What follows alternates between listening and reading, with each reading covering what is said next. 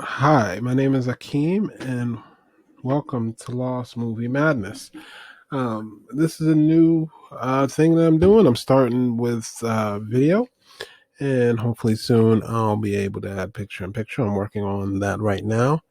But I've got a few movies that some friends of mine have recommended for me to watch, and I'm going to go ahead and discuss one of them. Yesterday, I had a friend of mine named Tommy P. Tommy, what's up? And he said that he wanted to discuss a little movie called Hotel New Hampshire. And for anybody who's never seen Hotel New Hampshire, it is a treat. Yeah, that's what I'm going to call it. And I'll be discussing the things that I discuss normally. Um, we'll go over the criteria of what makes something a great movie, Best Picture nomination, and we're going to talk about it. And hopefully, when Tommy gets freed, I will talk about it again with Tommy. So that's how this thing goes. Anybody out there who is interested in me discussing a lost movie, the lost movie magic that's in your heart, and that nobody talks about, an old movie, a newer movie, just something that really touched you, but nobody ever talks about, is welcome to email me at lostmoviemadness at gmail.com. Again, that's lostmoviemadness at gmail.com. And I will be delighted to watch it, and I'll be delighted to have you on. My feedback from other people and talking about movies that really touched their hearts or movies that meant something to them is really the goal of this thing, because I really enjoy talking about movies and I enjoy watching them, no matter how bad that they get. I will be discussing the acting, I will be discussing the story, I will be discussing uh, the pacing, the cinematography, and the overall entertainment value. And then I'll give it an up or down. And at the end of every episode, I will talk about something interesting, at least something I think is interesting, that I have been watching, and that'll be it. Hopefully, somebody out there will get back to me or get in touch with me about something that they would like to talk about, and that'd be great. So, without further ado, this is Lost Movie Madness. Now, the movie, as I said, that Tommy wanted to talk about was called Hotel New Hampshire. And it gets started with I will say that I have never heard of this movie. I had never seen this movie. So and there aren't a lot of 80s movies that I have not seen that were popular. So I was really excited to watch this thing. And I shouldn't have been, to be honest with you. I really shouldn't have been that excited. It's a movie, and I'm going to Google all the people that are in it. And for this many people to have been in this movie and me, I've never heard of it, says something about why nobody ever talks about it. Now, Hotel New Hampshire came out in 1984. And the cast is like a cast of people who were famous or who were about to get super famous. And it was just, it is mind boggling to me that nobody in this film's cast, none of their agents said, you shouldn't make this film. This film is trouble. Now, the cast list, I'm going to go through these people. All right. Now, Jodie Foster plays a girl named Franny. Beau Bridges plays the father. And that's Jodie Foster from Silence of the Lambs and Last Picture Show and Inside Man. All right. In 1984. Beau Bridges, Jeff Bridges' brother, but Beau Bridges is a fantastic actor in his own right. Rob Lowe, yeah, that Rob Lowe, the one just super handsome, really talented actor. Natasha Kinski, who I believe was in a movie called Species. I'm looking at it right now. She was in cat people, apparently. Um, she was in a lot of movies. But Natasha Kinski, I think her most famous one, well, she was in Tess, 1979. Um, Cracker Jack, The Ring, in 1996. She was in The Lost Son, Timeshare, American Rhapsody, Town and Country, Diary of a Sex Addict, Paradise Found.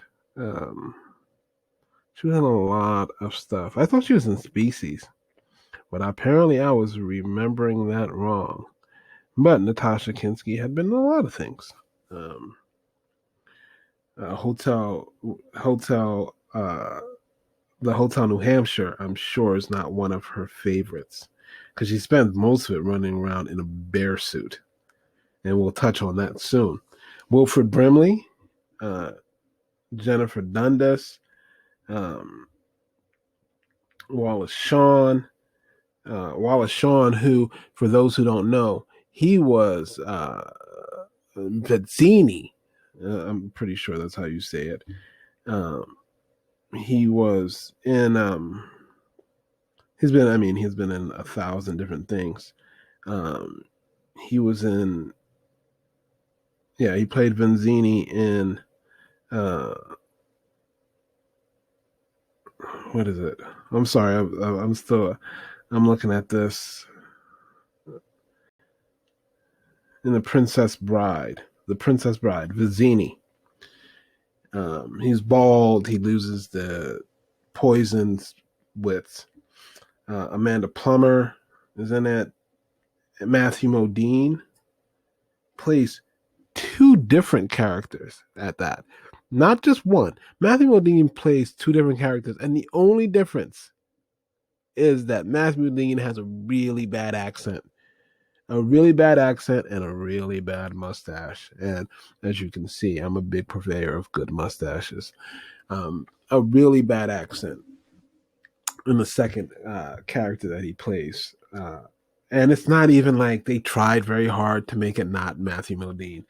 And Matthew Modine is as underrated as it comes. Matt Modine, he was in The Dark Knight Rises, and he was in one of my 80s favorites, Vision Quest, which is something that I will discuss at a later date, but Vision Quest is another just ridiculous thing that I remembered. It might be the early 90s, actually. But anyway, back to the story. So we meet this family, we meet this couple, and they go off to the war, and their friend sells them his house, and he goes back to Austria. That's Vizzini. He goes back to Austria, and he has hair, which is disturbing. I knew the voice, but he had hair in this thing, and I was like, what is going on? And they come back after the war, and there's a bear, and they have a dog named Shadow. And Shadow is a theme throughout this thing. Shadow farts a lot. And so the parents, inexplicably, the parents of 5 children, inexplicably, Beau Bridges and his wife, have him put down because they don't like him. That's it. No other reason. They don't like the dog. The dog farts a lot. So they have him put down. So Jodie Foster is about 15, 16 years old. Franny is about 15, 16 years old, and she likes the quarterback of the football team, and he hates her brother Rob Lowe. And they bully him mercilessly, and they bully the other brother. She has 2 big brothers and 1 baby brother and a little sister. And the one brother, not Rob Lowe, the other one is gay, and they bully him, and they end up raping Franny. That, for a fairly lighthearted film, came out of nowhere. So they buy a hotel, and everything in the hotel in this little town in New Hampshire is bolted to the ground.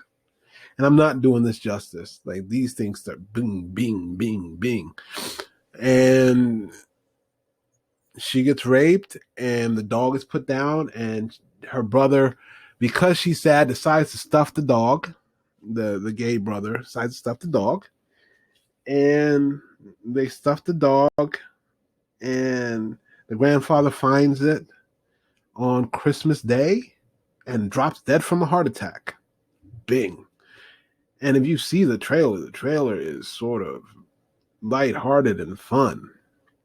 So the grandfather dies, and she's raped, and she finds a black man that came out of nowhere to rescue her while she's being raped, and the boys go to jail for some nominal amount of time because apparently this is set in the 60s, so apparently it was quite okay to rape young girls at the time. It's ridiculous. And they end up she ends up uh really still being in love with the guy who just sexually assaulted her. It's hard to understand. I don't understand what the writers were thinking. I don't understand what the actors were thinking about this material. But anyway, but Rob Lowe goes on some sexual journey where he starts sleeping with the waitress that works at his parents' hotel. And the waitress is obviously in her 30s and he's about 15. So it's ugly. And the dog keeps popping up and scaring people. And they get an invite from the guy who went back to Vienna to come run that hotel with them. And Seth Green is the youngest child. I didn't even mention that. Seth Green is in it, and he's the youngest child named Egg.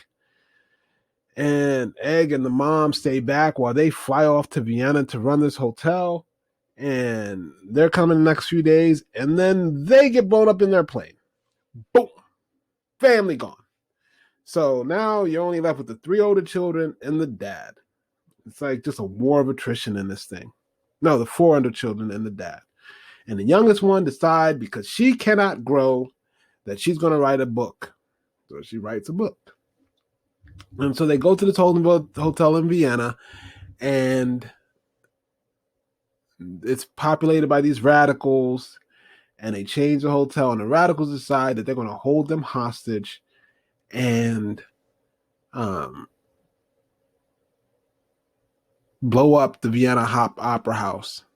And through some machinations, and Matt Modine, who played the rapist quarterback, also plays this pornographer in Radical in Vienna with a really bad pencil mustache. So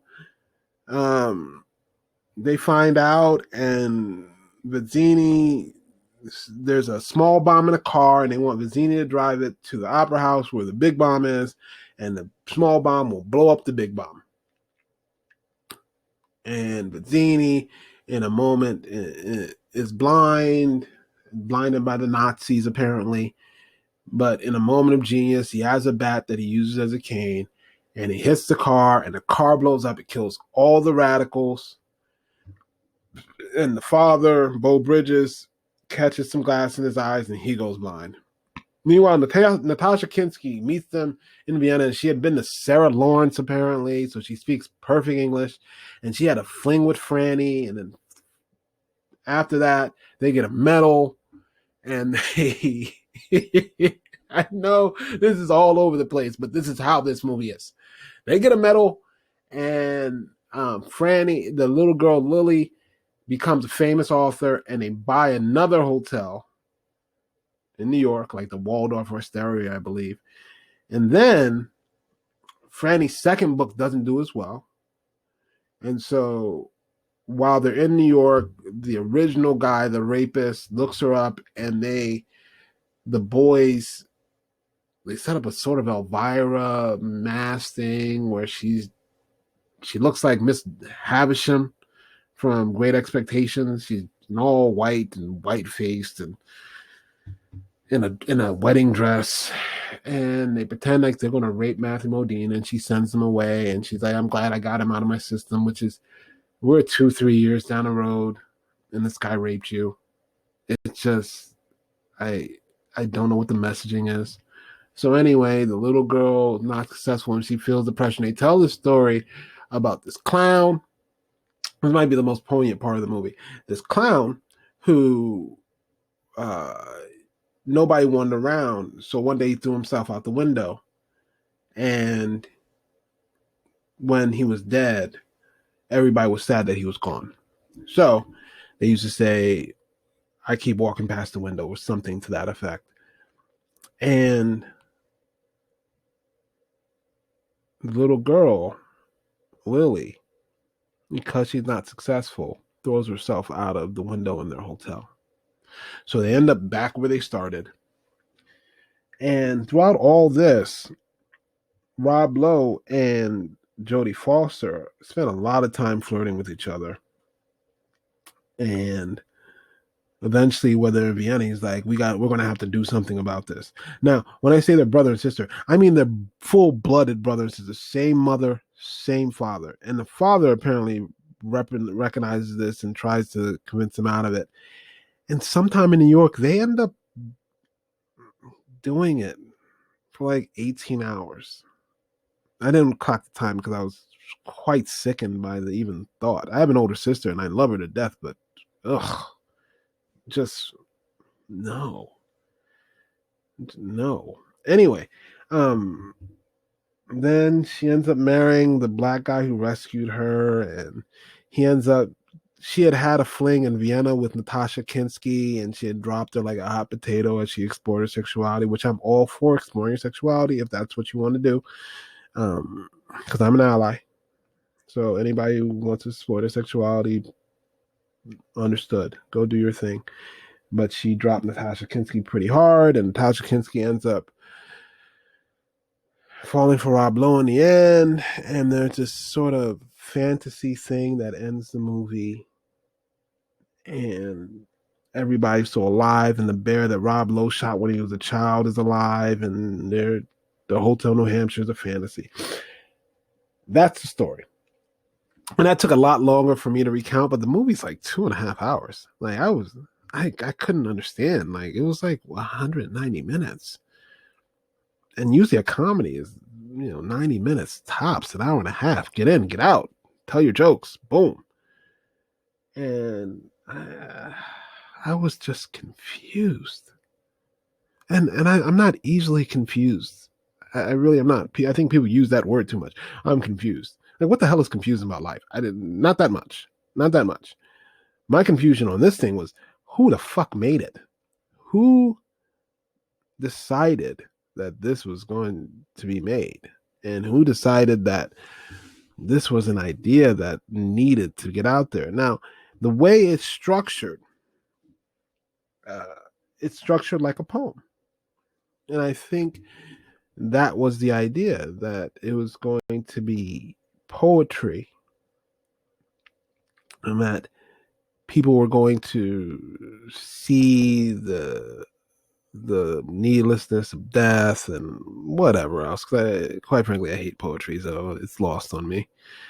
So you have your ups and downs, and you end up in a fairy tale land and expresses your feelings or whatever. It's ridiculous. It really is absolutely terrible, and it's all over the place. So that's the story. So next thing we're going to talk about is we're going to talk about the pacing. The pacing of the movie it isn't paced. It's some of the stuff, the time differences and the changes in seasons and when things are happening. There's no real idea of that. Like, 1 second she's being raped, next thing you know it's Christmas. Next thing you know it's New Year's. Wilford Brimley dies, and the next thing you know it's New Year's, and they're celebrating. New Year's and Christmas, they are 6 days apart. Your dad just died, and you're still having a band? Like, these people are awful. They are awful. Cinematography. There are some good shots at the beginning of the water and being on a boat, but other than that, it's just extremely sad and lazy. There's no sort of real care on what's being done or how it's being done. The shots are static. There's no imagination. There's nothing there to recommend the cinematography for. It is just, we're going to get the shots. We're not going to frame them particularly well. We're not going to do anything about how it looks or what it looks like or anything like that. This is all we're going to do. We're going to make the shots and we're going to let the people do their thing. And while we're talking about people doing their thing, we will talk about the acting. The acting in this thing. I don't know what the director recommendation was because everybody is all over the place. Rob Lowe is sad a lot of the time, but he's also happy. But Rob Lowe makes pretty much the same face with just mm, mm, mm, mm. That's pretty much it. That's it. The what their motivations are, I don't know.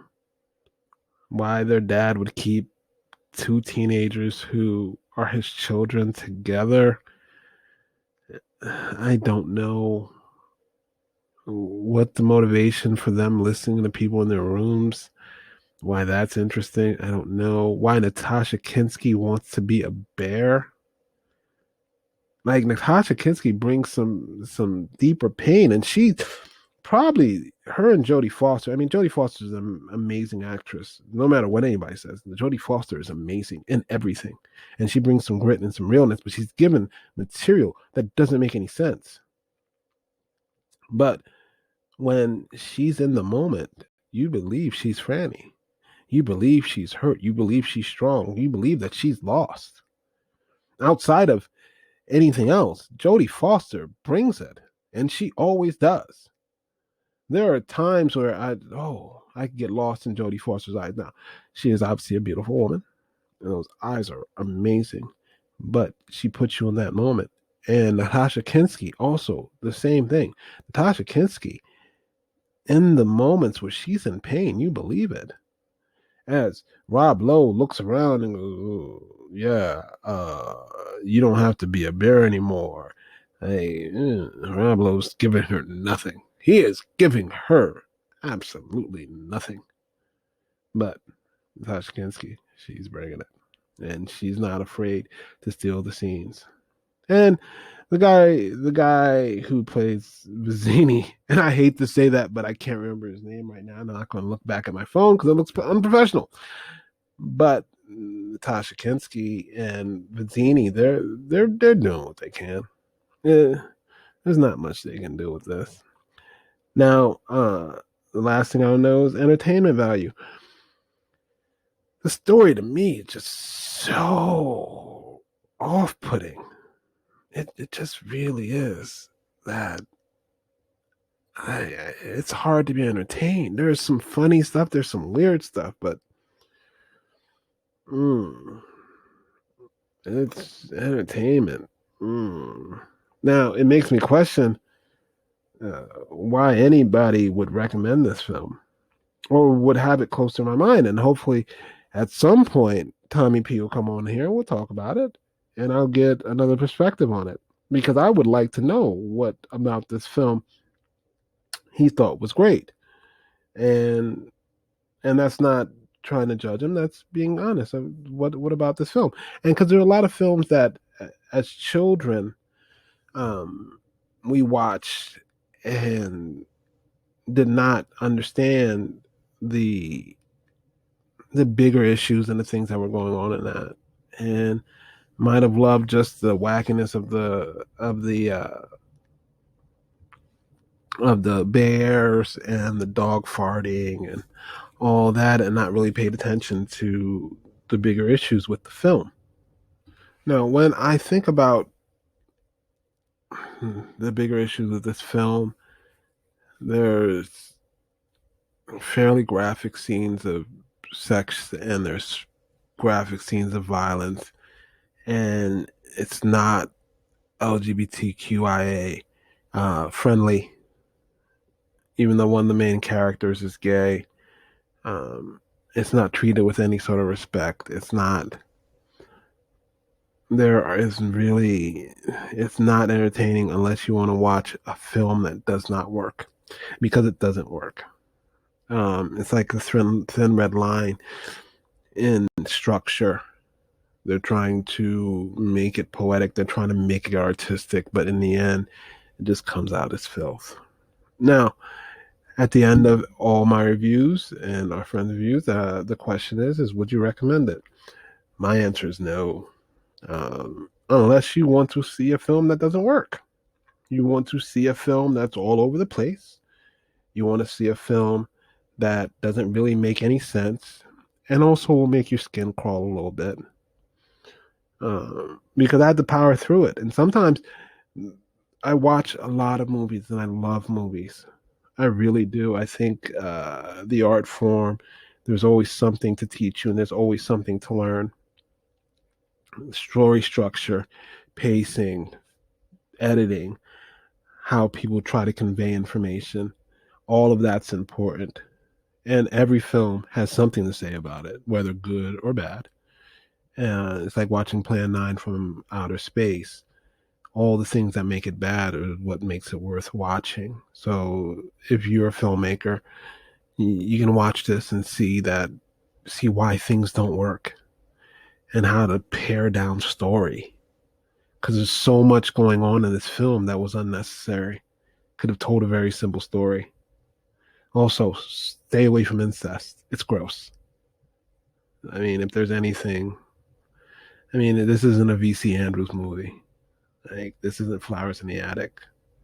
Like, stay away from that. And even Flowers in the Attic is gross. But at least they had been starved, and they're the only people they knew.